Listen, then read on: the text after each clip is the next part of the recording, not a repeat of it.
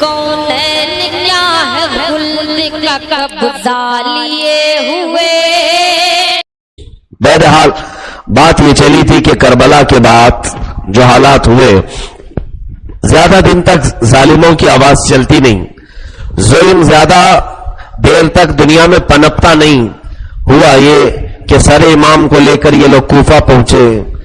کوفہ میں ابن زیاد نے بدتمیزی کی سر امام حسین کے ساتھ، اور اس وقت وہاں موجود ایک صحابی تھے حضرت زید بن ارقم رضی اللہ تعالیٰ. انہوں نے اٹھ کر کے کہا، ابن زیاد تو امام حسین کے سر مبارک کے ساتھ جو کر رہا ہے باز آ جا، اس لیے کہ میں نے اس سر مبارک کو اکثر میرے آقا کو چومتے ہوئے دیکھا ہے. اس صحابی نے بہت برا بھلا اس کو کہا اور وہ مسجد سے چلے گئے. اسی طرح یہ سر مبارک دماغ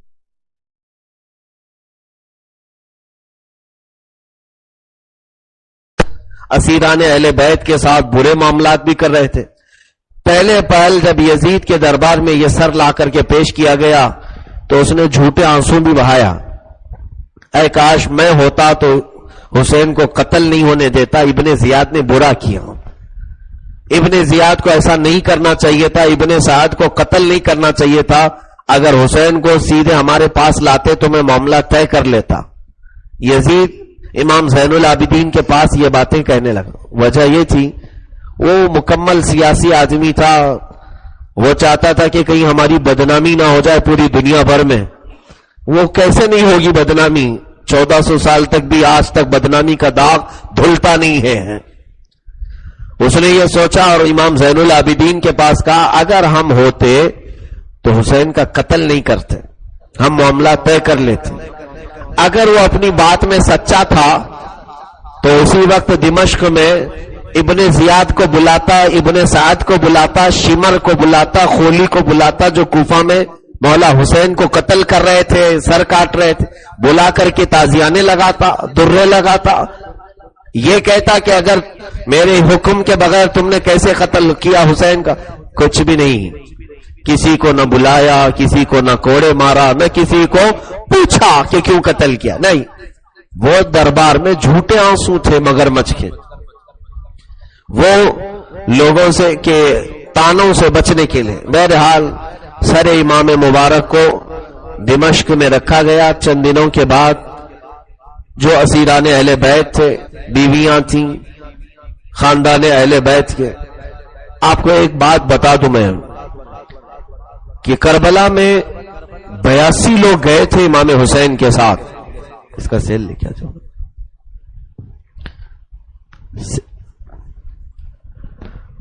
اس میں سے تقریباً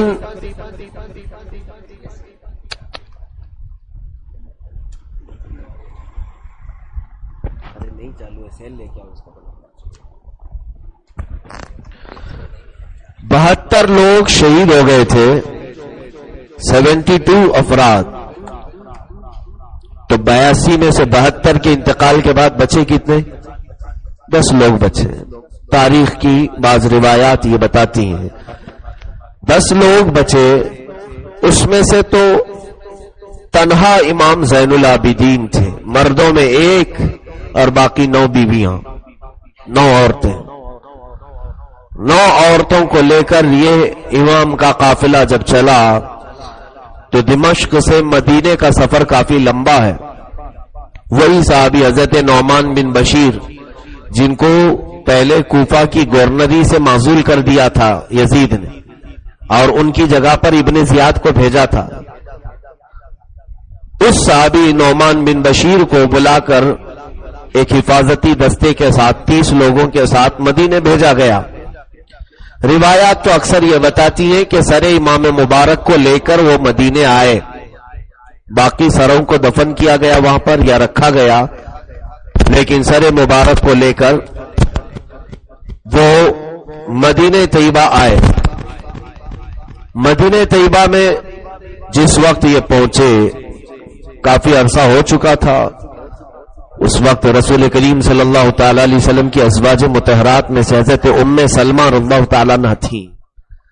حضرت بی بی ام سلمہ رضی اللہ تعالی عنہ یہ وہ زوجہ محترمہ حضور کی کہ ایک بار رسول کریم صلی اللہ تعالی علیہ وسلم غمگین ان کے گھر میں داخل ہوئے، غم کے عالم.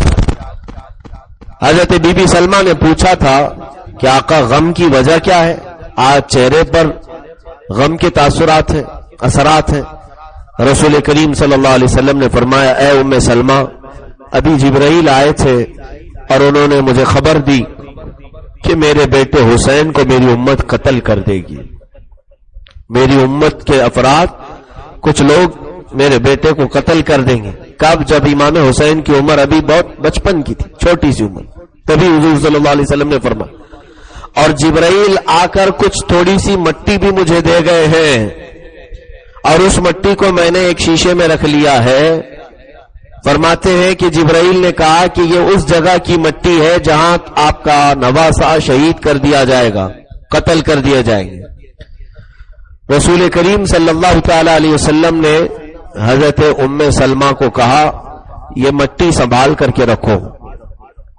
وہ شیشی میں مٹی تھی، فرمایا اس مٹی کو سنبھال کر رکھو اور دیکھنا جس دن یہ مٹی خون بن جائے میرا نواسہ شہید ہو گیا ہوگا.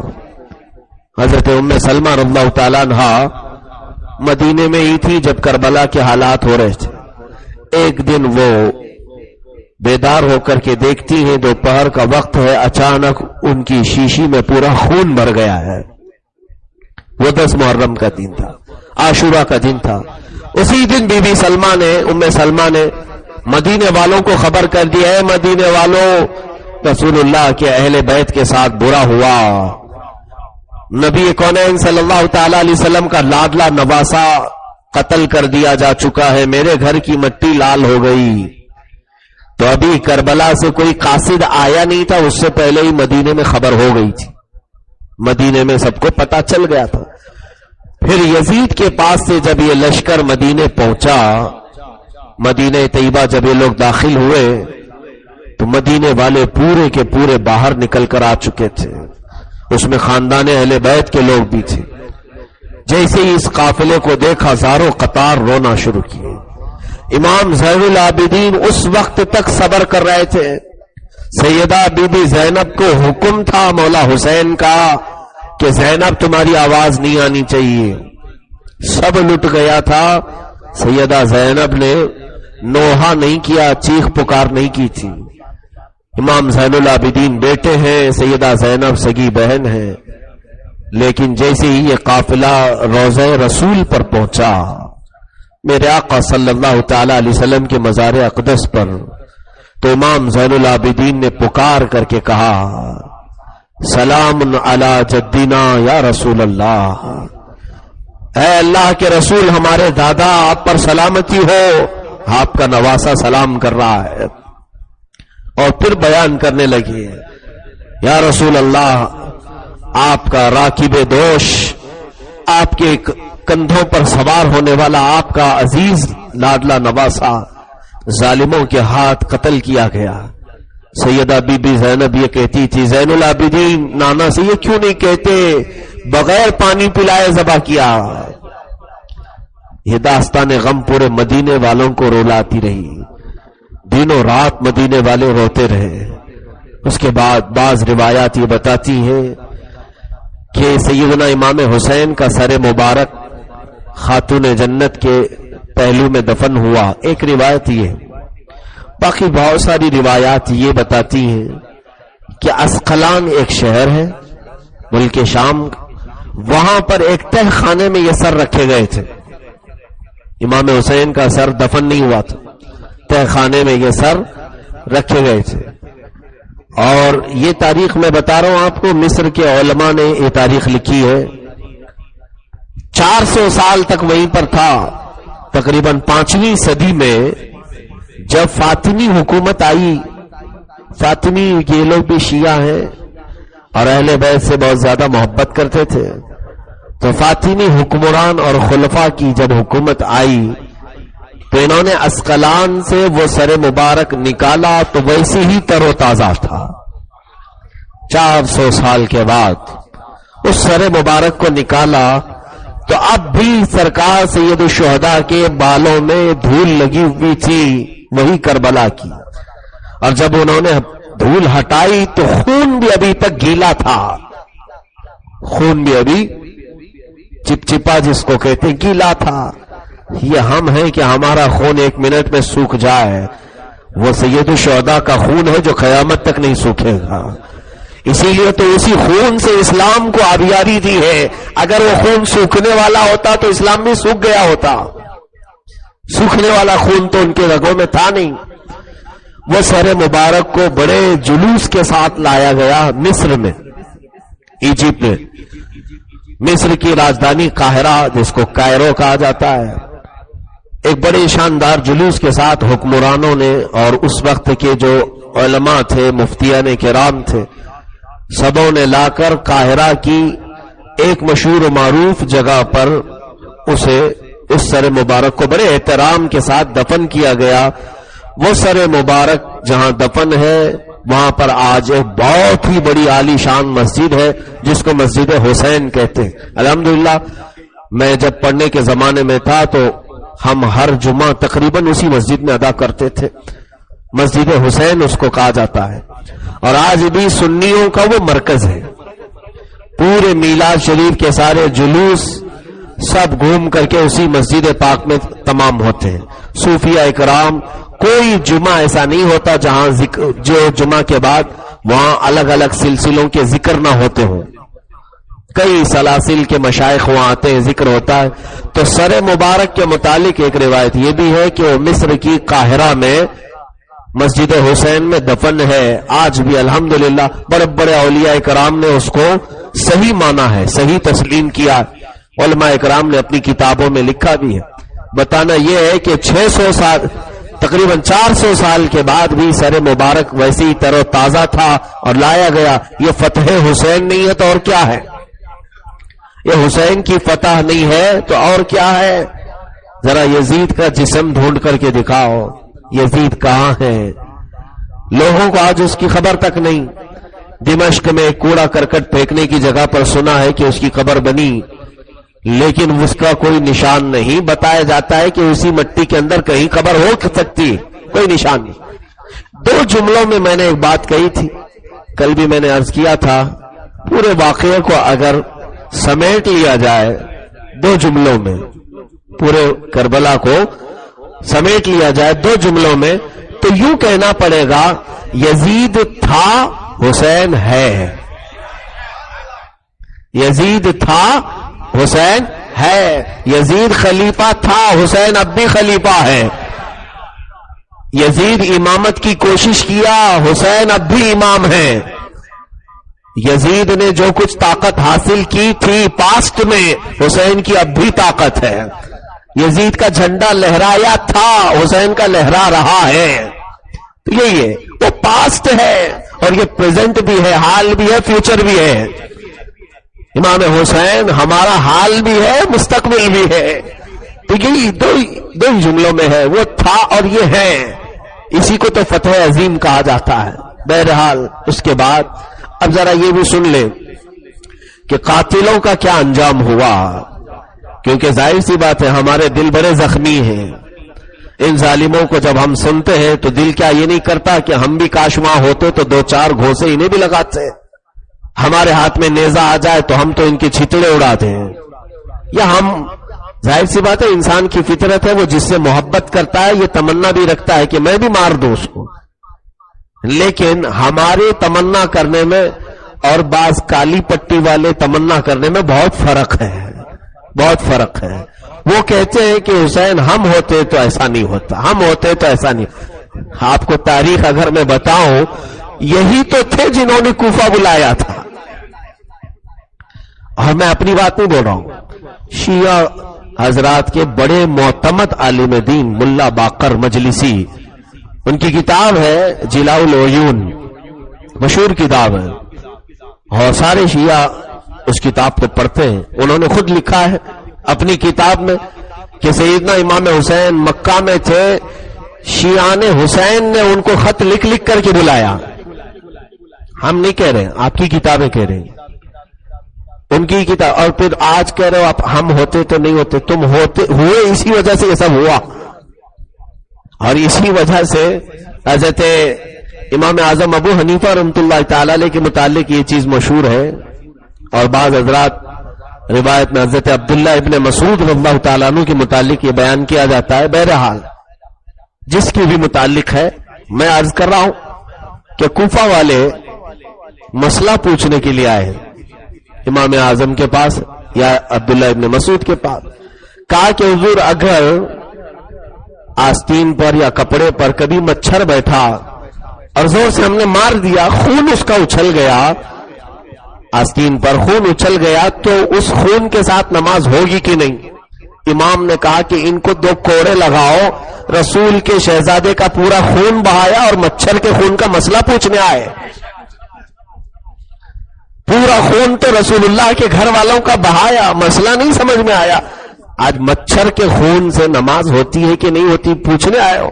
بہت جلال میں آپ نے کہا تھا، حقیقت میں میرے عزیزوں انہوں نے جو خون بہایا ہے اس سے تو ان کی نماز کیا، ان کا ایمان بھی خراب ہوا، ان کی پوری زندگی خراب ہوئی۔ خیر، کوفہ میں جو لوگ تھے وہ در حقیقت حضرت علی اور حضرت امام حسین سے محبت کرنے والے لوگوں میں سے تھے، اسی لیے انہوں نے بلایا تھا، لیکن وہ محبت میں کامل نہیں ہوئے، اترے نہیں، اس محبت میں وہ لوگ پکے نہیں تھے۔ بہرحال سیدنا امام حسین رضی اللہ تعالی عنہ کے ساتھ جو بھی معاملات ہوئے، دغا، غدر، دھوکہ، یہ ساری چیزیں ہم سب کے لیے بھی درس ہے۔ ہوا یہ کہ بعد میں اللہ عز و جل نے، اس کی مصلحتیں بھی الگ ہیں، رب تبارک و تعالی کیا چاہتا ہے۔ ایک شخص ایسا ظاہر ہوا مکہ میں، کوفہ میں ایک شخص ظاہر ہوا جو مختار بن عبید ثقفی نام سے کوفہ کا تھا، وہ ظاہر ہوا اور اس نے اپنے حمایتی لوگوں کو اٹھایا اور پھر لوگوں سے کہا کہ لوگوں دیکھو حسین قتل کر دیے گئے ہیں، کوفہ پر ایک بدنما داغ ہے اور وہ داغ تو اب بھی نہیں جاتا، کوفہ پر ایک بدنما داغ ہے، ہم بدلہ لے کر کے رہیں گے۔ دھیرے دھیرے اللہ عز و جل نے اس کو غلبہ بھی عطا کیا، وہ مختار بن عبید ثقفی جو ہے وہ بڑھتا گیا، اس کے اطراف لوگ جمع ہوتے گئے، اور پھر ایک وقت ایسا آیا کہ وہ امیر کوفہ بن گیا۔ اب اس نے اپنی فوج بنائی، اپنے بہت سارے لوگوں کو تربیت دے کر کے جنگ کے لیے تیار کیا۔ سید الشہداء امام حسین رضی اللہ تعالیٰ عنہ کے انتقال کے بعد یہ 1 سال گزرا ہوگا، 1 سال 2 سال، تقریباً 3 سال 7 مہینے ہوئے تھے جب یزید کی موت ہو گئی۔ یزید صرف 3 سال 7 مہینے حکومت کیا ہے اور کیا کیا کر دیا اتنے چھوٹے سے عرصے میں۔ اس کی موت کے وقت تاریخ میں یہ بھی لکھا ہے کہ اس کے سرانے کے پاس مٹکا بھر کر کے شراب رکھی ہوئی تھی اور گانے والی گا رہی تھی، کبھی کھڑی ہوتی کبھی بیٹھتی، وہ مر چکا تھا۔ اس شخص کی موت اس حالت میں ہوئی، اس حالت میں کہ شراب کا مٹکا سرانے کے پاس تھا اور گانے والی اس کے بستر کے پاس گا گا کر کے اس کو سہلاتی تھی یا بہلاتی تھی۔ تو یہ تمام حالات تو یزید کے تھے، لیکن ابھی تھوڑی سی بات اور بھی میں بتا دوں، یزید کی سختیاں اور کیا کیا ہیں۔ انہوں نے بدتمیزیاں اتنی نہیں کہ امام حسین کے ساتھ اتنا ہی نہیں، اور بھی ان کے معاملات ہیں، کالے کرتوت۔ مدینے پر چڑھائی کرنے کے لیے اس نے پھر فوج بھیجی تھی مسلم بن عقبہ کے ہاتھ، کئی ہزار کا لشکر آیا، مدینے پر بھی حملہ کی۔ مدینے پر حملہ ایسا کیا انہوں نے کہ پورے مدینے والوں کو ستایا، پریشان کیا، مسجد نبوی کا احاطہ کر لیا، مسجد نبوی میں اذان بند، نماز بند، گھوڑے باندھے گئے، رسول اللہ کی مسجد میں گھوڑے باندھے گئے، اور گھوڑوں کی لید، گھوڑوں کے پکانے وہ ممبر پر گرتے تھے، یزید نے وہ تک کیا۔ اور اس کے بعد 3 دن تک مدینے کی عورتوں کو اپنی فوجیوں پر حلال کر دیا، مدینہ طیبہ کی عورتوں کو حلال کیا۔ اتنا ہی نہیں، مدینہ طیبہ میں یہ ظلم و ستم کرنے کے بعد پھر مکہ کی چڑھائی کے لیے نکلے، مکہ کی چڑھائی، مکہ پر حملہ کر، مکہ پر آیا، اور اس وقت حضرت عبداللہ بن زبیر رضی اللہ تعالیٰ عنہ کے ہاتھوں پر لوگوں نے بیعت کر لیا تھا، بہت سارے لوگ، عراق والے خراسان والے بہت سارے علماء، حجاز کے سارے لوگ عبداللہ بن زبیر کو خلیفہ تسلیم کر لیا تھا. حضرت عبداللہ بن زبیر اللہ تعالیٰ عنہ پر حملہ کرنے کے لیے آئے، اور پھر عبداللہ بن زبیر کے اس حملے میں پورے مکہ والوں پر کھانا پانی بند ہو چکا تھا. اس جنگ میں تقریباً یہ 2 مہینے تک جنگ چلی تھی مکہ مکرمہ میں، اور یزید کی فوجوں نے کعبہ مکرمہ پر منجنیق ڈالا تھا، آگ کے گولے، جس سے پورے خانہ کعبہ کا غلاف جل گیا. اور اتنا ہی نہیں، وہ بکرا جو اسماعیل علیہ السلام کی جگہ ذبح ہونے کے لیے جنت سے آیا تھا، واقعہ تو معلوم ہے، ابراہیم علیہ السلام نے جس دمبے کو ذبح کیا تھا اس دمبے کی سینگ اس وقت تک رکھی ہوئی تھی خانہ کعبہ میں تبرک کے طور پر. برسوں ہو گئے تھے وہ سینگ اس بکرے کی رکھی ہوئی تھی کہ جنتی دمبا ہے، جنت سے آیا ہوا تھا. وہ اس یزید کی ظالم فوج نے جب کعبہ کو جلایا تو اس کے ساتھ وہ بھی جلا دی گئی. کعبے کا اتنا تقدس پامال کیا، اتنی توہین کی. پھر حضرت عبداللہ بن زبیر کو شہید کیا. 40 دن تک آپ کی لاش کو کھمبے سے لٹکایا گیا تھا، 40 دن تک. یہ ساری حرکتیں یزید کے دور حکومت میں ہوئی ہیں، اس کی خلافت.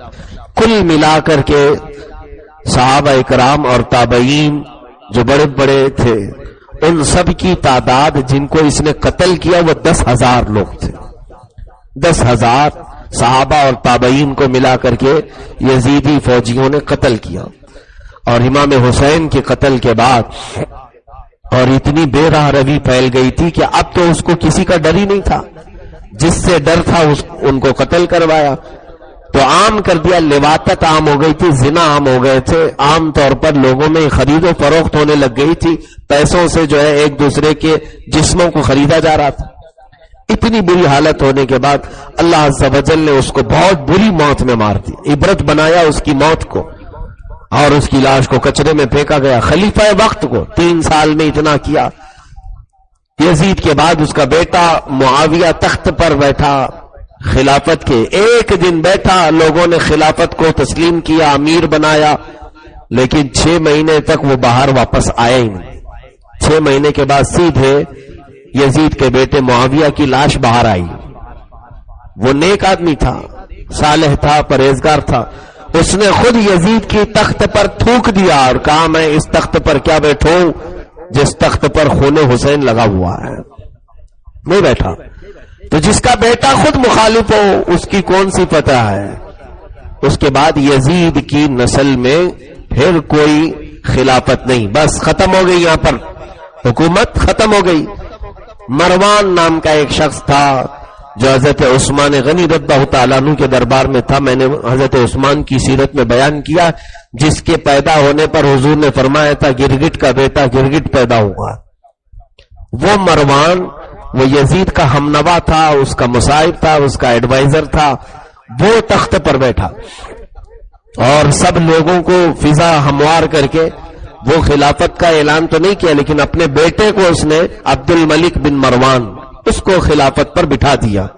دمشق میں اب یہی اسی کو کہتے ہیں اموی خلافت. امیہ، بنو امیہ ایک خاندان ہے جنہوں نے حکومت کی ہے تقریباً 100 سال تک. یہ امیہ خاندان جو ہے، یعنی تقریباً یہ لوگ حضرت امیر معاویہ سے لے کر عمر ابن عبدالعزیز تک جو خلافت ہے اس کو اموی خلافت کہا جاتا ہے. اس کا عرصہ بھی ایک غالباً انداز کے اعتبار سے 60-70 سال یا آگے پیچھے ہو سکتا ہے. اتنے سال تک یہ حکومت پر رہے. لیکن میں اب یہ بتا رہا تھا کہ قاتلان حسین کا کیا ہوا، اہل بیت کو جنہوں نے قتل کیا تھا ان کا کیا ہوا. ان کے متعلق جو روایات ہیں اس میں سب سے پہلی بات تو یہ ہے کہ امیر مختار جو کوفہ میں اٹھا اور اللہ نے اسے غلبہ دیا اور لوگ اس کے ارد گرد جمع ہونا شروع ہوئے، اور پھر کوفہ پر اس نے اپنی غلبے کو حاصل کر لیا.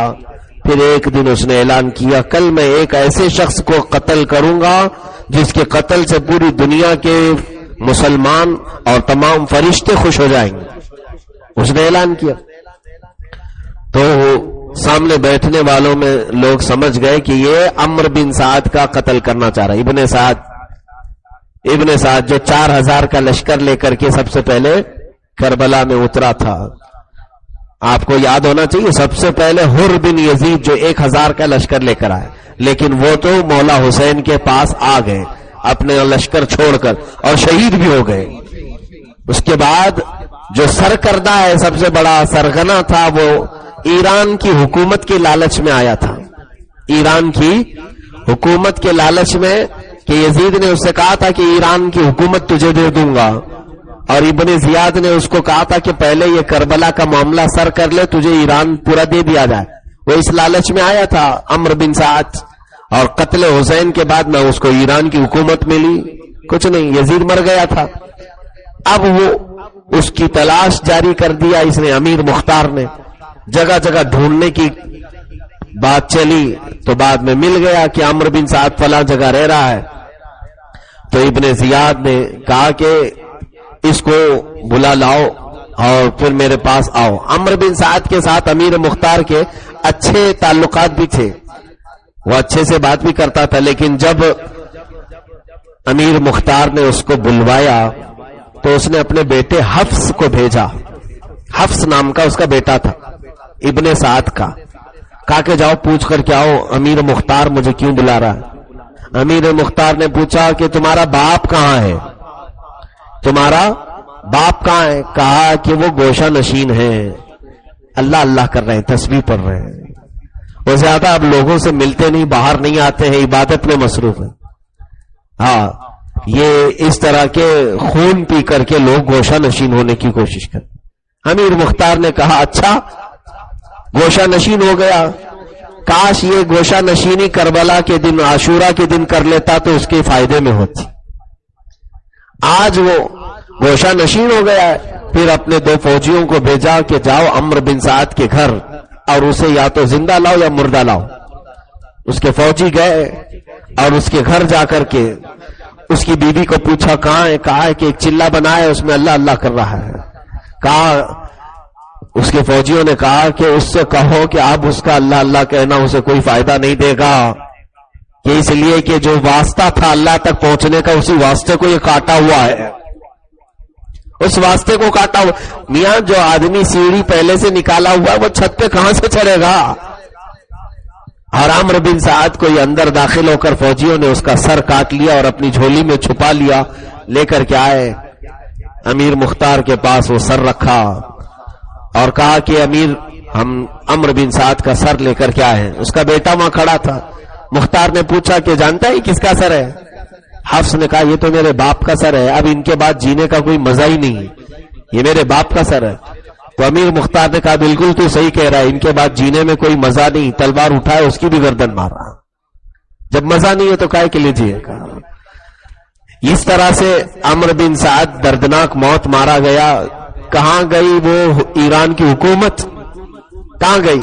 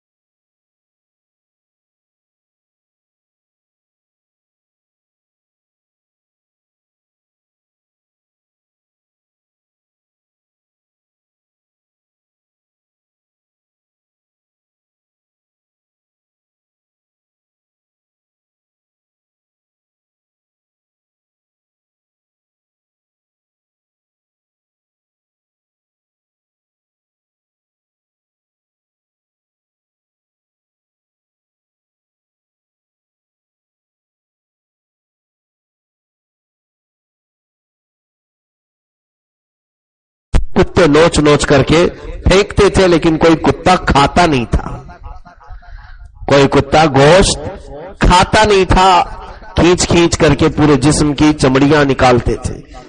ظاہر سی بات ہے میرے مولا نے قرآن میں سچ فرمایا، ظالموں اللہ کو غافل مت سمجھنا اپنے کاموں سے، اور اللہ کے گھر جب یہ انتقام آتا ہے تو بہت سخت ترین انتقام ہوتا ہے۔ واللہ ان اللہ عزیز ذو انتقام، بے شک اللہ غالب آنے والا، انتقام لینے والا ہے۔ شمر نام کا یہ جو شمر ذل جوشن، یہ بھاگ گیا، کوفہ چھوڑ کر بھاگ گیا، اور یہ ادھر ادھر کی ٹھوکریں کھاتے رہا۔ اب اس نے مختار نے تلاشی مہم جاری رکھوائی، اس نے اعلان کر دیا تھا جو بھی کربلا میں گئے تھے ان کو جو پکڑ کر کے لائے گا میری طرف سے انعام ہوگا۔ انعام کے چکر میں کوفہ والے ان کو پکڑ پکڑ کے لا رہے تھے جو جو کربلا میں گئے ہوئے تھے۔ شمر کو ڈھونڈنے کی کوشش کی گئی، یہ بھاگ گیا تھا۔ ایک ظالم نے بھاگ کر کے ایک گاؤں میں پناہ لی، لیکن دیکھیں ظلم جس کے اندر ہوتا ہے وہ کہیں پر بھی رہے ظلم کرتا ہی رہتا ہے۔ ایک کسان کو پکڑا، اس نے کھیتی باڑی کر رہا تھا، اس کو بہت مارا، کوڑے سے مار مار کر کے کہا کہ مجھے پناہ دے دے۔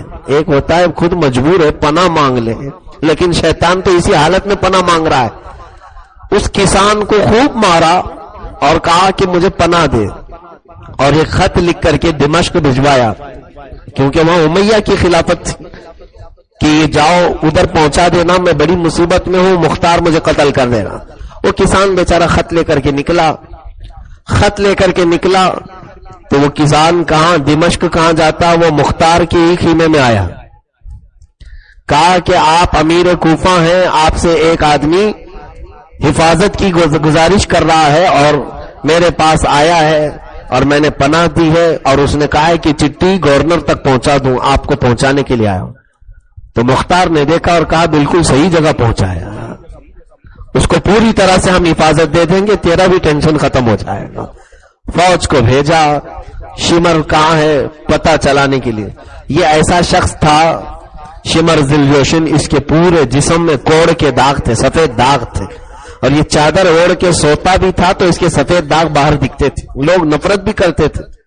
ایسے ہی لوگ تو امام حسین کے قتل میں آگے آئے تھے، یہی کم کیا تھا کہ اس کو بڑی بیماریوں میں مبتلا رکھا گیا تھا۔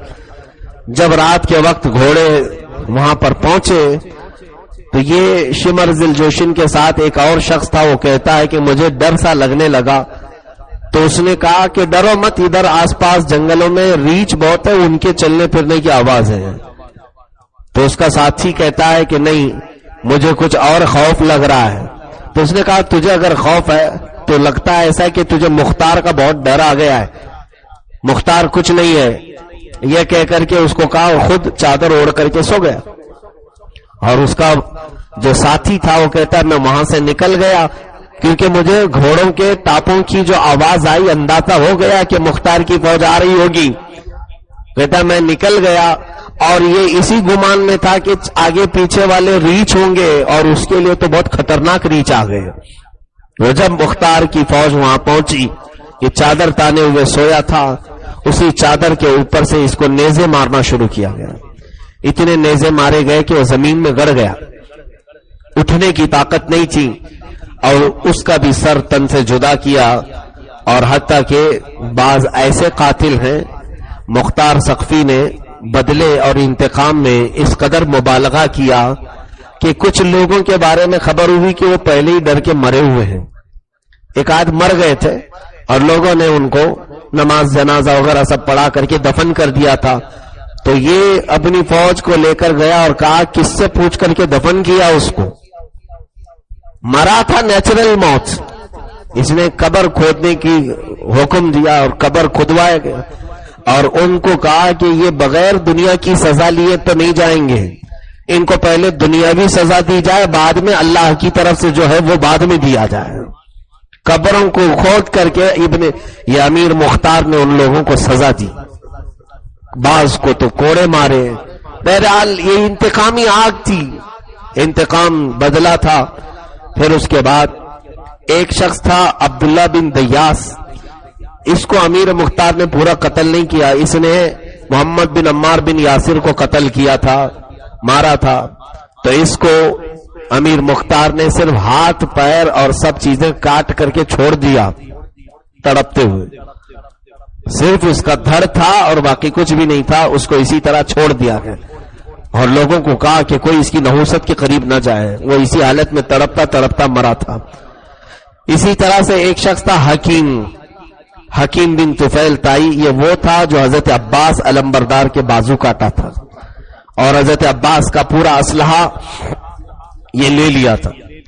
اس کو جب خبر ہوئی کہ امیر مختار ہر ایک کو چن چن کے مار رہا ہے تو اس نے ایک صحابی حضرت عدی بن حاتم کو اپنا سفارشی بنایا، وہ بہت جلیل القدر بزرگ تھے اور ان کو اس نے سفارشی بنایا، مختار ان کی ہر بات سنتا تھا۔ حضرت عدی بن حاتم گئے مختار کے پاس، کہا کہ حکیم جو ہے یہ مجھے سفارشی بنایا ہے، تو مختار نے کہا کہ حضور کیا آپ قاتلان حسین کی بھی سفارش کرنے لگ گئے؟ آپ صحابی ہیں؟ تو انہوں نے کہا نہیں، مجھے یہ خبر ملی ہے کہ اس پر جھوٹا الزام ہے، اس پر جھوٹا الزام، وہ صحابی رسول کو غلط خبر دے کر کے اس نے ایسا بتایا ہوگا۔ بہرحال امیر مختار کی فوج نے حکیم کو گرفتار کر لیا، ابھی یہ بات چیت ان کی وہاں چل رہی تھی۔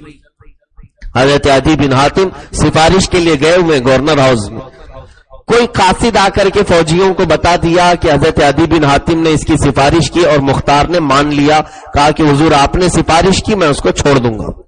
حکیم کو جو عباس علمبردار کے بازو کاٹا تھا اس کے اوپر الزام ہے، بہرحال آپ کہہ رہے ہیں کہ جھوٹا الزام ہے، میں چھوڑ دوں گا آپ کی سفارش پر۔ تو ایک قاصد گیا اور فوجیوں کو کہا، جو حکیم کو گرفتار کر کے لا رہے تھے، فوجیوں سے کہا کہ یہ چالاک آدمی بچ کر نکل جائے گا، اس نے صحابی رسول کو اپنا سفارشی بنایا، انہوں نے سفارش کی اور امیر مختار مان بھی لیا ہے۔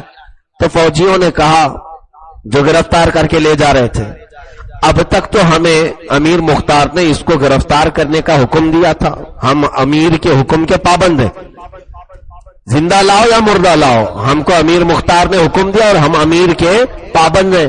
اب پہنچنے کے بعد دوسرا آرڈر جو بھی ہوگا وہ دیکھیں گے، پہنچنے کے بعد دوسرا آرڈر، اس سے پہلے کہ پہنچے اس کا کام یہی تمام کروں۔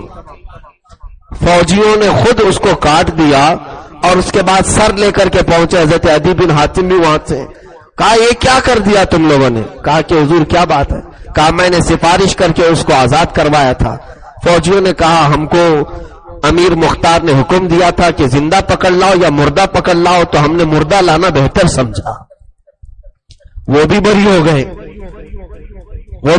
گئے، دونوں بھی۔ بہرحال قاتلان حسین کا برا انجام ہوا، بہت برا انجام ہوا، حتیٰ کہ تقریباً 7,000 لوگوں کو تو امیر مختار نے مارا، 7,000۔ باقی کے متعلق اب جو بڑا ظالم اس میں تھا وہ ابن زیاد، عبید اللہ بن زیاد، جو کوفہ کا گورنر تھا۔ ہوا یہ کہ کوفہ چھوڑ کر کے موصل چلا گیا تھا، اس کو یہاں کی گورنری سے ہٹا دیا گیا، ہو گئے ختم۔ امیر مختار یہاں کا غلبہ حاصل کیا ہوا تھا، مختار نے اعلان کیا کہ میں موصل پر چڑھائی کروں گا اور ابن زیاد کو جب تک میں نہیں حاصل کروں مجھے سکون نہیں ہوگا۔ یہ اپنی فوج لے کر کے نکلا، ابن زیاد بھی 30,000 کی فوج لے کر آیا مختار کے مقابل میں، وہ بھی دریائے فرات کے قریب لڑائی ہوئی، مختار کی فوج اور ابن زیاد کی فوج۔ غالباً جمعہ کا دن تھا، تاریخ میں یہی لکھا ہوا ہے، جمعہ کا دن تھا اور یوم عاشورہ تھا، 10 محرم الحرام، دریائے فرات کے قریب موصل کے پاس جنگ ہو رہی ہے۔ اللہ عز و جل نے دوپہر کے بعد اس فوج کو امیر مختار کی، جس میں ابراہیم مالک اشتر جو ہے سپہ سالار تھے، ان کو ایسا غلبہ عطا کیا کہ اس کی فوج، عبید اللہ بن زیاد کی فوج، سب اسے چھوڑ کر بھاگ گئی، میدان چھوڑ کر بھاگ گئی، بچا کوئی نہیں تھا۔ اب یہ منہ چھپاتا ہوا ادھر ادھر گھوم رہا تھا، پھر رہا تھا، یہ دوڑتا ہوا، وہی میں نے کل واقعہ بتایا تھا، ایک خیمے میں جا کر چھپنے کی کوشش کیا، پانی پانی کہہ رہا تھا، وہ خیمہ کسی اور کا نہیں، امام زین العابدین کا تھا۔ انہوں نے 3 کھٹوریاں اسے پانی پلایا۔ اس کے بعد جب تک تو امیر مختار کی فوج پیچھے سے آئی اور عبیداللہ ابن زیاد کو گرفتار کر لیا گیا. گرفتار کر کے اس کو رسیوں سے باندھ کر کے لایا گیا. رسیوں سے باندھ کر کوفہ لایا گیا اور کوفہ لا کر کے سارے کوفہ والوں کو جمع کیا گیا اور اس کو سولی پر چڑھایا گیا. اور اس کا جب سر الگ ہوا، اللہ اکبر، ایک ایسی دہشت تھی کوفہ والوں میں. اس کے 3 ساتھی اور بھی قتل ہوئے تھے کوفہ کے گورنر ہاؤس میں. عبرت کے لیے وہ سر وہی لٹکایا گیا جہاں ابن زیاد نے حضرت ہانی بن عروہ اور امام مسلم بن عقیل کا سر لٹکایا تھا. اور پھر مختار ثقفی نے وہ سر کو سامنے رکھا جہاں امام حسین کا سر کربلا سے واپس آ کر کے اس کے گورنر ہاؤس میں رکھا گیا تھا.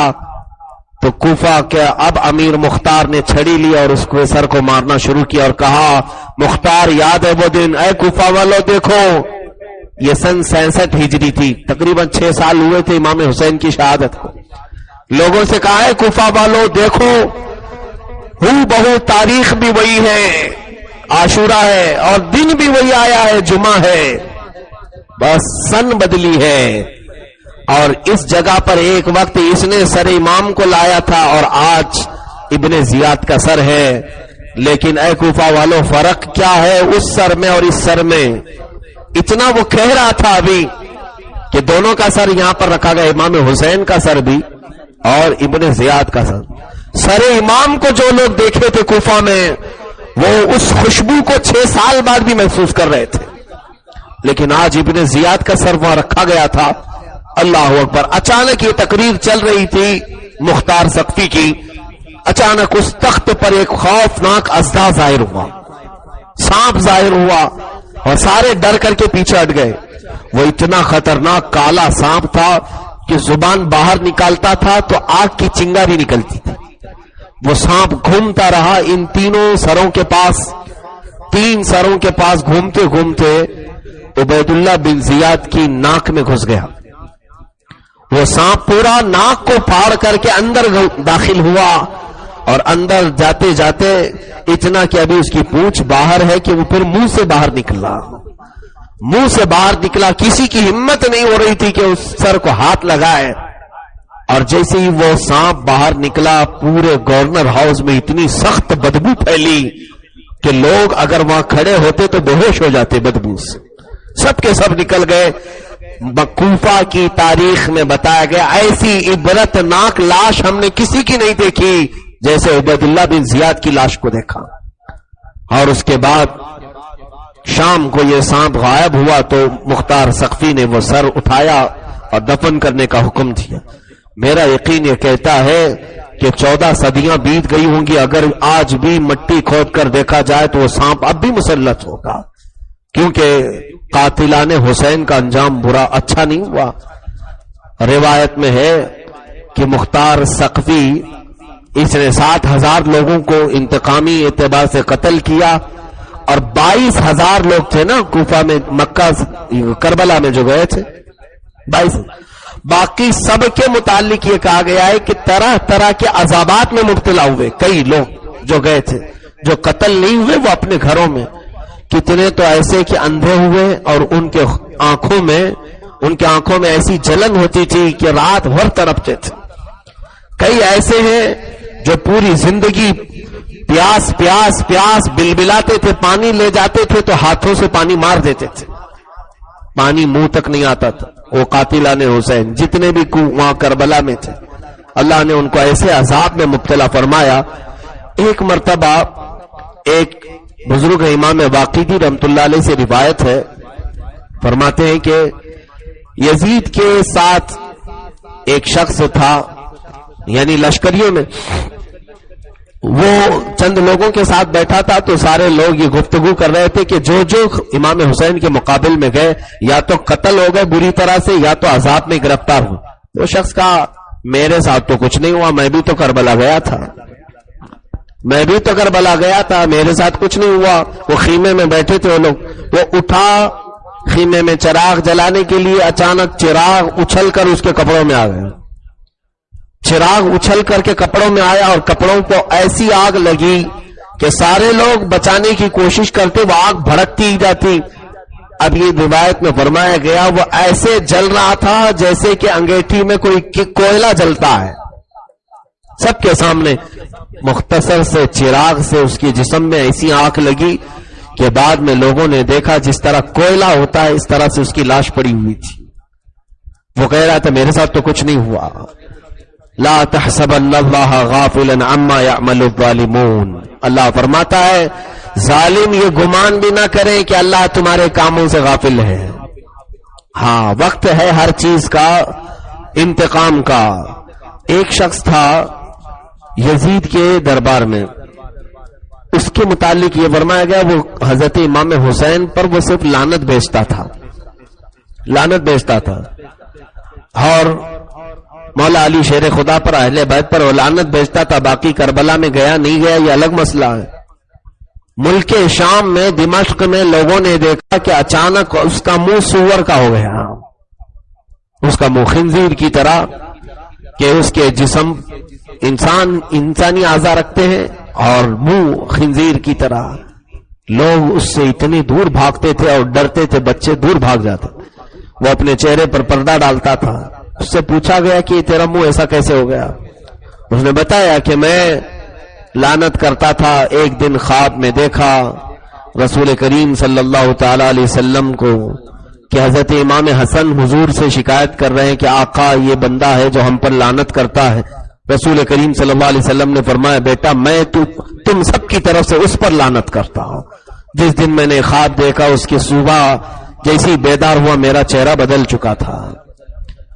حسین ابن علی مولا حسین کے خاندان والوں کو برائی سے یاد کرنے پر بھی چہرے بدل گئے, خنزیر کے چہرے ہو گئے. اس طرح کے قاتلان حسین کے ساتھ اللہ عز و جل نے پوری طرح سے انتقام لیا. اس کے بعد اخیر میں یہ امیہ حکومت چلتی رہی. ہاں الحمدللہ سیدنا امام حسین کے ساتھ جتنے لوگ تھے ان کا تذکرہ آج بھی الحمدللہ عزت کے ساتھ کیا جاتا ہے, عزت کے ساتھ کیا جاتا ہے. جو شریک قافلہ تھے ان پر لاکھوں سلام ہیں, ان کی تربتوں پر لاکھوں سلام ہے. اس سے بڑھ کر ان کی فضیلت میں اور کیا چاہیے؟ قرآن کہتا لا تقولوا فی سبیل اللہ امواتا ولا تقولوا لمن یقتل فی سبیل اللہ امواتا. اے لوگو اللہ کی راہ میں مارے گئے ہوں انہیں مردہ بھی مت کہنا. قرآن ان کے زندہ ہونے کی بشارت دے رہا ہے. اس سے بڑی فضیلت اور کیا چاہیے؟ ان کے زندہ ہونے کی بشارت ہے. اسی لیے تو کہا ہے شاعر نے کہ جینا ہو تو ایسے جیو دنیا میں کہ موت اس کی جس کا کرے زمانہ افسوس. یوں تو یہاں سبھی آئے مرنے کے لیے, ہماری موتوں کو کون یاد رکھے گا؟ ہاں ان کا جینا بھی یاد کیا جاتا ہے, ان کا مرنا بھی یاد کیا جاتا ہے. وہ قرآن کی بشارت کے ساتھ زندہ جاوید ہیں, زندہ جاوید ہیں. اسی لیے ہمارے بزرگوں نے فرمایا ہے حسین کے نام پہ ماتم نہیں ہے اہل سنن کا شیوا. حسین کے نام پہ ماتم نہیں ہے اہل سنن کا شیوا. قرآن اعلان کر رہا ہے شہید مرتے نہیں ہے نظمی, قرآن اعلان کر رہا ہے جب شہید ہیں وہ اور مرتے نہیں ہیں تو زندہ لوگوں کا ماتم کیوں کیا جائے, زندوں کا غم کیوں منایا جائے؟ ہاں البتہ ان کے ساتھ ہونے والے معاملات کا ہمیں غم ضرور ہے, لیکن ہم ان میں سے کسی کو مردہ نہیں تصور کرتے. قرآن کہہ رہا ہے ان کو زندہ تصور کرو. یہ اور بات ہے کہ ان کی زندگی کا شعور تمہیں نہیں. دوسری آیت میں تو یوں فرمایا رب تعالیٰ نے عند ربہم یرزقون, عند ربہم یرزقون. اے لوگوں وہ اپنے رب کے پاس سے انہیں رزق بھی دیا جا رہا ہے. یہاں زندوں کو رزق کی حاجت ہے, جگہ جگہ محنت مزدوری کر کے بھی وہ چیزیں نہیں مل رہی, اور وہ سو گئے صدیوں سے سوئے. مولا فرما رہا ہے ان کو رزق دیا جا رہا ہے. تفسیر میں بزرگان دین نے فرمایا مولا انہیں اتنا رزق دیتا ہے, اتنا رزق دیتا ہے جو ان کے آس پاس جاتے ہیں وہ اپنا رزق انہیں بھی کھلا دیتے ہیں. ظاہر سی بات ہے افطاری جب زیادہ آتی ہے تو ہم کیا کرتے ہیں؟ ہمیں جتنا پیٹ بھرنا ہے کھا لیا اور باقی سب بچوں کو دیا, قریب جو ہیں ان کو دیا, سب کو دیتے ہیں. یہ ہماری عادت ہے. تو وہ جود و سخاوت کے بادشاہ جن کو مولا رزق دے رہا ہو ان کی قبروں میں مجھے تو امید ہے کہ قریب جانے والے تو پاتے ہی ہیں، جو دور سے نام لیتے ہیں مولا انہیں بھی کھلاتے ہیں۔ الحمدللہ ہم صدقہ حسین کا کھاتے ہیں اور اس میں ہمیں کوئی شرم و حیا کی بھی بات نہیں، اس لیے کہ وہ سخاوت والا گھرانہ ہے جہاں ہمیشہ سے نوازا جاتا رہا ہے۔ بہرحال کربلا کے بعد کی یہی معاملات رہے تقریباً 40-50 سال تک۔ پھر امیہ خاندان میں سے ہی بعض خلفاء آئے، عبد الملک بن مروان آیا، سلیمان بن عبد الملک آیا اور کئی بادشاہ آئے۔ ان کو خلیفہ نہیں کہا گیا ہے، لفظی اعتبار سے خلیفہ ہم کہتے ہیں، لیکن اصل جو خلیفہ ہیں وہ سیدنا ابو بکر صدیق ہیں، حضرت عمر فاروق ہیں، حضرت عثمان ہیں، حضرت علی رضی اللہ تعالیٰ عنہ، امام حسن مجتبی ہیں۔ باقی سب بادشاہ کہلائے ہیں، بادشاہ ہے جن میں دنیاوی رنگت آ گئی، دنیا کے معاملات آ گئے۔ تو امیہ خاندان کی خلافت چلی اور اس کے بعد 105 ہجری یا 110 ہجری کے بعد عباسی حکومت آئی۔ یہ عباسی حکومت بنو عباس یا حضرت عباس رضی اللہ تعالیٰ عنہ کے خاندان میں سے جو لوگ خلیفہ بنے، حکمراں بنے، ان کی حکومت کو عباسی حکومت کہا جاتا ہے۔ عباسی حکومت کے سب سے مشہور خلیفہ کا نام ہارون رشید، آپ نے سنا ہوگا نام، ہارون رشید کا نام تو اکثر لوگوں نے سنا ہے۔ یہ عباسی خاندان کے حکمران تھے، عباسی خاندان کے خلیفہ بنے بغداد میں۔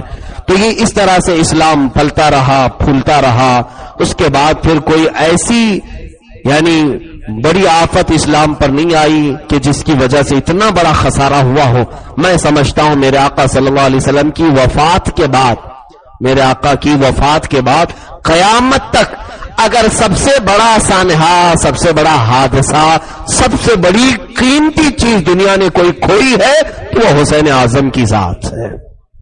سب سے بڑی چیز، اتنی بڑی ذات کو کھویا ہے کہ دنیا رہتی دنیا تک اس کا غم ہوگا۔ اس لیے کہ بعض تاریخ میں یہ روایتوں میں یہاں تک لکھا گیا ہے عاشورہ کے دن، جو عاشورہ کے دن سیدنا امام حسین قتل ہوئے تھے، شہید ہوئے تھے، بعض لوگوں نے دیکھا عرب کی زمین میں جہاں سے پتھر نکالتے تھے خون نکل جاتا تھا، پتھر ہٹاتے تھے تو خون نکل جاتا تھا۔ لوگوں میں یہ تشویش ہو گئی کہ یہ کیا ماجرا ہے، کیا معاملات ہیں، اور سنا کہ کئی پرندے اس وقت نہ اڑتے تھے، نہ دانا چکتے تھے، نہ پانی پیتے تھے۔ بعض روایات یہ بتاتی ہیں۔ تو اس وقت بزرگوں نے فرمایا کہ حسین کی وفات کا غم میرے عزیزوں صرف امت مصطفیٰ ہی نہیں کر رہی ہے، رسول کریم صلی اللہ تعالی علیہ وسلم کی امت کے مسلمان افراد ہی نہیں، بلکہ کائنات کا ہر ذرہ غم حسین میں مبتلا تھا۔ حسین اعظم کے غم میں پتھروں سے بھی اس طرح کے خون کے نکلنے کے نشان ملے۔ خود تاریخ کی ایک بڑی مشہور کتاب ہے، اس میں لکھا ہوا ہے کہ جب یہ یزیدی سر حسین کو لے کر کے نکلے تھے، ایک گرجا گھر کے پاس وہ لوگوں نے رات گزاری تھی، تو وہاں سے ایک پتھر کو انہوں نے ہٹایا تو اس پتھر پر ایک شعر لکھا ہوا تھا، خون سے لکھا ہوا تھا اور خون اس سے ٹپک رہا تھا۔ ان لوگوں نے حیرت کی۔ وہ شعر بھی میں آپ کو پڑھ کر کے سناتا ہوں جس میں یہ لکھا ہوا تھا کہ سر امام مبارک کو لے کر کے یہ جو جا رہے ہیں، اترجو من قتل حسینا، یعنی یہ لکھا ہوا تھا اترجو امت قتلت حسینا، اترجو امت قتلت حسینا شفاعت جدہ یوم الحسابی، جس کا مطلب ہوتا ہے کہ یعنی وہ لوگ جنہوں نے حسین کو قتل کیا ہے، کیا وہ اب بھی امید رکھتے ہیں ان کے نانا سے قیامت کے دن شفاعت کی؟ یہ شعر لکھا ہوا تھا پتھر کے اوپر۔ لوگ ڈر گئے تو بعض بدبختوں نے جب یہ شعر دیکھا تو بہت تعجب ہوئے، اور گرجا گھر جو تھا وہاں پر چرچ، اس کے پادری سے پوچھا کہ یہ پتھر پر شعر لکھا ہوا ہے، یہ شعر لکھا ہوا ہے تو نے لکھا آج رات میں؟ یہ عربی کا شعر کہاں سے لکھا ہے؟ تو وہ گرجا گھر کا راہب کہتا ہے میرے بھائی یہ آپ کا نہیں، میرے سے پہلے جو راہب تھے، ان سے پہلے جو راہب تھے، سب نے وصیت لکھی ہے، دیکھو اس پتھر کے شعر کے متعلق جو خون سے لکھا ہوا ہے 500 سال پہلے کا یہ شعر ہے، 500 سال پہلے کا یہ پتھر ہے جب سے اس پر لکھا ہوا ہے۔ یعنی یہ قتل حسین جو ہے یہ سارا پہلے سے مقدر تھا، اسی لیے شہادت کی خبریں بھی مدینے میں پہلے سے عام تھی، میرے آقا نے پہلے سے بتایا تھا۔ تو کہنے کا مطلب یہ ہے میرے عزیزوں کہ غم حسین میں پوری کائنات مبتلا ہے، جانور، چرند پرند، اللہ کے ملائکہ، سارے لوگ۔ ہاں میں یہ کہتا ہوں کہ جسے حسین کا غم نہیں، جسے حسین کا غم نہیں، تو میں تو اس کے لیے اتنا ہی کہوں گا وہ اپنی پھوٹی قسمت پر غم کرے کہ تجھے ایسی قسمت ملی، اس پر تو غم کر، اتنا ہی بس کافی ہے اس کو کہ غم حسین تجھے نہیں دیا گیا ہے، اسی پر تو غم کر لے کہ تیری قسمت ہی ایسی خراب ہے۔ آج بھی بہت سارے لوگ ایسی ایسی باتیں کرتے ہیں۔ میں نے ایک فتویٰ دیکھا، ایک بڑے دارالفتہ سے نکلا ہے، بڑے دارالفتہ سے، انہوں نے، وہ بڑے مفتی ہیں، دوسری جماعت کے، ہماری جماعت کے نہیں ہیں، انہوں نے صاف یہ فتوے میں لکھا ہے کہ یزید کو رحمت اللہ علیہ لکھنا، رضی اللہ عنہ کہنا کوئی مذائقہ نہیں ہے، تاریخ کی کتابوں سے ثابت ہے، لکھ سکتے ہیں، جائز ہے۔ جس کے متعلق اتنی روایات ہے، میرے عزیزوں کون سی دنیا میں یہ لوگ جی رہے ہیں، کون سی دنیا میں جی رہے ہیں؟ ہاں البتہ کافر تھا کہ نہیں تھا اس کے بارے میں ہمارے امام اعظم ابو حنیفہ، امام شافعی نے تو کافر کہا ہے، امام اعظم ابو حنیفہ رحمت اللہ علیہ فرماتے ہیں میں نہ اس کو مومن سمجھتا ہوں، لیکن کافر کی بات اس لیے نہیں کرتا کہ میرے پاس ثبوت نہیں ملا ہے۔ گناہ الگ چیز ہے، کفر الگ چیز ہے، لیکن امام اعظم سے پوچھا گیا کہ آپ اس کو مومن سمجھتے ہیں، تو آپ نے مسکرا کر کہا نہ، میں مومن بھی نہیں سمجھتا۔ تو ہمارا موقف یہی ہونا چاہیے آج یزید کے متعلق، ہم امام اعظم کے اسی موقف پر عمل کرتے ہیں۔ ہاں البتہ کفر ثابت نہیں ہے تو ہم کفر کا قول اگرچہ نہیں کرتے، لیکن ہم نہ ہی اس کو فرما بردار صالحین میں، بزرگوں میں، رحمت اللہ علیہ کہنے والوں میں، مومنین میں ہرگز نہیں شامل کریں گے۔ جس کے ہاتھ خون حسین سے رنگے ہوئے ہو اس کے متعلق رحمت اللہ علیہ کہنا اللہ اکبر، نحوست ہے تمہاری، یہ تمہاری پھوٹی قسمت ہے۔ بہرحال میرے عزیزوں ایسے شریر فتنوں سے بھی آپ بچیں۔ دیکھا نہیں آپ نے کہ تھوڑے زمانے پہلے جوکر ٹی وی پر بہت زیادہ آتا تھا اور بار بار قرآن و حدیث کے ریفرنس سے اور گیتا، پتہ نہیں بائبل اور کون کون سی کتابوں کے ریفرنس، کئی لوگوں کے دماغ کو اس نے گرم کر رکھا تھا۔ نوجوان لوگ یہی سمجھتے تھے کہ ارے دین کا بہت بڑا اسکالر ہمارے پاس آیا ہے، مسیحا ہے، مسیحا ہے، بہت کچھ اس نے گل کھلائے۔ یہ اور بات ہے کہ ہمارے الگ کام ہے، ہم دفاع میں اگر کام میں لگ جائیں تو ایک الگ فیلڈ ہوتی ہے۔ علماء نے اس کی گرفت بھی کی۔ جس بندے کو قرآن کی عربی صحیح پڑھنی نہیں آتی، ٹائی سوٹ بوٹ پہن کر کے ٹی وی پر ناچنا یہ اسکالر ہونے کی علامت نہیں میرے عزیزوں۔ مجھے یاد ہے آج سے 10 سال پہلے کی بات ہے کہ ایک بندہ بڑا فین تھا، وہ خود ہی آ کر کے ہم سے کہنے لگا کہ حضرت آپ حضور کی سنتیں بہت ساری بتاتے ہیں، لیکن میں بھی ڈاکٹر جوکر نائک کا بہت بڑا فین ہوں، میں نے بھی بہت اسلام کی چیزیں سنی ہیں، لیکن فرق یہ ہے کہ وہ حضور کی سنتیں بتاتے ہیں لیکن خود انگریزوں کا لباس پہنتے ہیں۔ کبھی تو ہم نے ان کو حضور کا کوئی لباس پہننے ہوئے دیکھا نہیں۔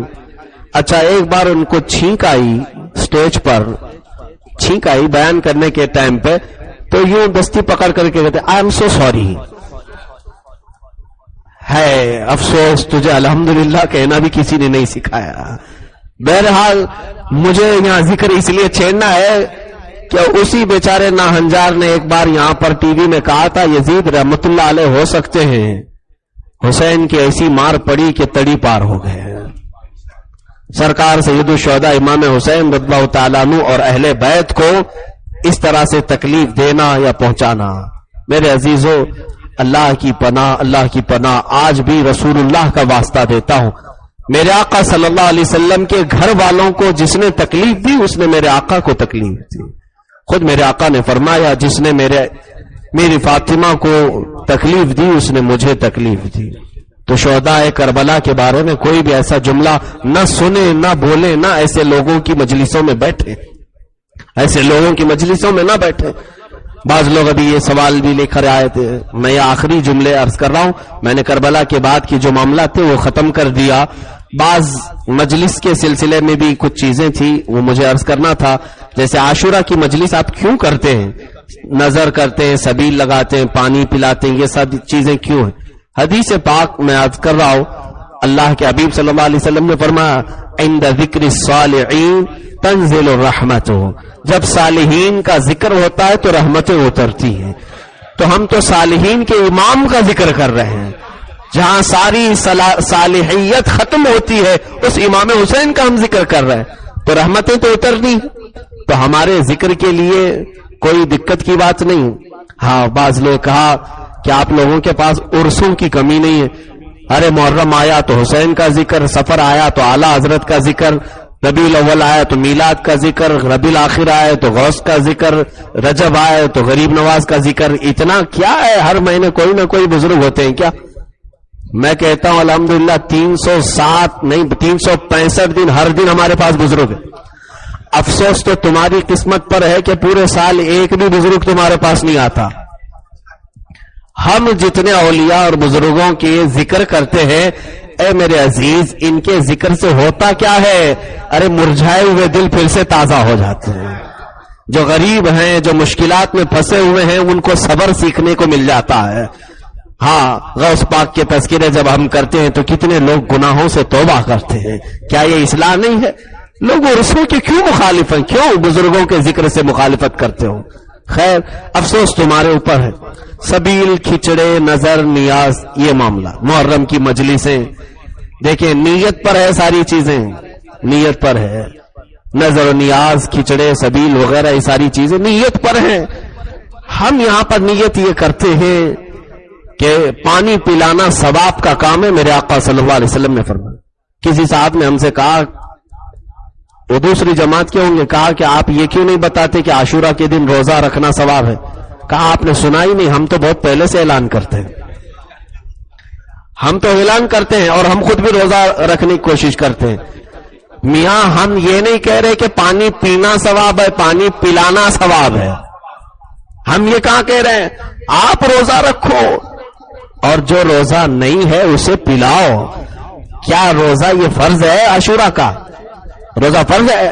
ارے رمضان کا روزہ بھی مسافر پر معاف ہو سکتا ہے، وہ چھوڑ سکتا ہے، بعد میں رکھ سکتا ہے. تو یہ تو نفل روزہ ہے. ہم تو یہ آپ سے کہیں گے کتنے تو لوگ مسافر ہوتے ہیں، آتے جاتے ہیں، ان کو پانی پلاؤ، ثواب کا کام ہے، ثواب کا کام ہے. شربت پلانا، پانی پلانا یہ کوئی بھی ناجائز کام نہیں. ہاں کچھ ناجائز چیزیں وہ میں ذکر کروں گا، نظر و نیاز کرنا یا کھچڑا پکانا. کچھ لوگ یہ کہتے ہیں کہ امام حسین کو پانی اور کھانا بھی نہیں ملاتا، اب یہ سنی بڑے بڑے کھچڑے بناتے ہیں محرم. یہاں بھی تم بیوقوفی کرتے ہو. ہم کھچڑا امام حسین کا نہیں ہے، یہ اس کی تاریخ الگ ہے. سیدنا نوح علیہ السلام، ان کی کشتی جب کنارے لگی تھی کئی دنوں کے بعد، جو طوفان ختم ہوا، سیدنا نوح علیہ السلام شکرانے میں جب اترے تو لوگوں سے کہا جس کے پاس جو ہے سب لاؤ، کھانا تو بنائے. جس کے پاس جو جو اناج تھا سب لا کر کے دیا، وہ سب ملا کر کے بنایا اور سب کو کھلایا. تو ایک روایت یہ ملتی ہے ہم کو، بزرگوں سے ہم نے سنا ہے. تو نوح علیہ السلام کی یاد منا رہے ہیں، پھر تکلیف تم کو امام حسین سے ہے. کھچڑا عاشورہ کے دن اتنا ہی تھوڑی نا، بہت ساری یادیں ہیں، بہت ساری نسبتیں ہیں. بہرحال سوال کرنے والے کے پاس بہت سوال ہوتے ہیں. اگر اللہ نے ہدایت اس کے لیے اس کی قسمت میں رکھا ہے، میں سمجھتا ہوں صرف ذکر حسین ہی کافی ہے ہدایت کے لیے. باقی ہم جتنے بھی مناظرے کر لیں، جتنے بھی جوابات دے لیں، کچھ حاصل نہیں ہوتا. ابھی شربت پہ پوچھے گا، اس کے بعد پھر یہ پوچھے گا شکر کیوں ڈالتے ہو شربت میں؟ کیا جواب دو گے؟ بھائی آپ کو کیا تکلیف ہے؟ آپ نمک ڈال کے پی لو. ہم نے شربت کو نہ فرض کہا ہے نہ واجب کہا ہے. ہم نے شربت کو کہاں فرض واجب نہیں کہا. یہ نفل چیزیں ہیں، مستحب چیزیں ہیں، تمہیں جس طرح سے چاہے پی لو. اچھا اب ایک صاحب حج میں تھے، انہوں نے کہا سوالات کی محفل تھی، اس میں یہی چیز ایک صاحب نے کہا کہ آپ اتنے نظر و نیاز اور ساری چیزیں کرتے ہیں اور بات بات پہ شربت اور یہ ساری چیزیں بانٹتے ہیں. تو ہم نے ان سے کہا کیا آپ کبھی کھاتے نہیں یہ ساری چیزیں، یہ حلوے نظر صحیح بتائیں. انہوں نے کہا ہاں ہمارے پاس آتی ہے تو ہم کھا لیتے ہیں. ارے میاں وہ تو گنپتی کا پرساد بھی آتا ہے تو ہم کھا لیتے ہیں. اللہ کا رزق ہے، اللہ کا رزق ہے. معاذ اللہ رب العالمین. زبان سے مولا نے ان کی یہ تک نکلوا دیا.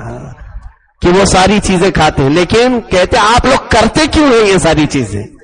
کہا ہم نہیں کرتے تو آپ کھاتے کیسے؟ آپ تو کھانے کو جائز کہہ رہے ہیں، تو کرنے کو ناجائز، یہ عجیب حماقت نہیں ہے؟ عجیب حماقت نہیں ہے؟ دلیل مجھے بتاؤ کہ اس میں ناجائز ہونے والی کیا صورت ہے؟ ناجائز ہونے والی کیا صورت ہے؟ کہا دیکھیں، انہوں نے ہمیں ٹھنڈے دل سے سمجھایا، اس طرح کا پانی رکھنا، شربت رکھنا اور اس پر فاتحہ پڑھنا، یہ ساری چیزیں تو کہیں اسلام میں ہے ہی نہیں، یہ کیا کرتے ہیں آپ؟ یہ سب کافروں سے، مشرکوں سے ملتی جلتی ہوئی چیزیں ہیں، وہ بھی اس طرح سے اگربتی رکھتے ہیں اور اتار چڑھاؤ کرتے ہیں۔ کہا تمہیں بہت بڑا شبہ ہو گیا ہے، بہت زیادہ، یہ شبہ کا لقوہ مارا ہے۔ وجہ یہ ہے کہ تمہیں فرق نہیں سمجھ میں آ رہا ہے، یہاں قرآن پڑھا جا رہا ہے، یہاں قرآن پڑھا جا رہا ہے، اور یہ تمام چیزیں رکھ کر کے ہم صرف یہ سمجھتے ہیں اللہ کا قرب حاصل کریں، اور وہاں وہ مٹھائیاں اور کھانے پانی رکھ کر، اگربتی رکھ کر وہ مورتیوں کا قرب حاصل کرنا چاہتے، وہ مورتیوں کا قرب حاصل کرنا چاہتے ہیں، ان کے قریب ہونا چاہتے، ہم مولا کا قرب حاصل کرنا چاہتے ہیں۔ کیا فرق نہیں ہے اس میں؟ اگر اس میں فرق نہیں رہا تو بہت ساری چیزیں اسی طرح کے شبہ میں ختم ہو جائیں گی، بہت سارا، اگر ہم سوال کرنے لگ جائیں تو پھر بہت بڑے معاملات ہو جائیں گے۔ خانہ کعبہ پتھر کا بنا ہوا ہے، سامنے سجدہ کیوں کرتے ہو؟ سر جھکاتے ہو؟ وہاں یہی جواب دیں گے ہم کعبے کو سجدہ نہیں کرتے، اللہ کو سجدہ کرتے، کعبہ تو صرف سامنے ہوتا ہے۔ ہم یہی کہتے ہیں مٹھائی صرف سامنے ہوتی ہے، فاتحہ اللہ ہی کے لیے ہوتی ہے، وہ تو صرف سامنے ہوتی ہے، مٹھائی وغیرہ سب سامنے، رزق رکھا جاتا ہے، یہ سارا جو عمل ہوتا ہے یہ اللہ کے لیے ہوتا ہے۔ میرے عزیزوں، بہکانے کے لیے بہت ساری باتیں یہ کرتے ہیں، سبیل، نظر، نیاز، یہ تمام چیزیں۔ اچھا اگر مثال کے طور پر سمجھ لو نہیں کھانا چاہیے، یہ ساری چیزیں نہیں کرنا چاہیے، کوئی اگر جا کر کے ممبئی کی ڈیم پر ہی فاتحہ پڑھ کر کے آ جائے جہاں سے پانی آتا ہے پورا، کیا کرو گے؟ کیا کرو گے؟ نہ پانی ناجائز ہو جائے گا، حرام ہو جائے گا۔ چلو ہم فاتحہ نہیں پڑھے، کسی نے اگر دوسرے مذہب والے نے کہا کہ ہم اتار دیتے ہیں اپنے بتوں سے، تو کیا وہ پانی ہمارے لیے ناجائز ہو جائے گا؟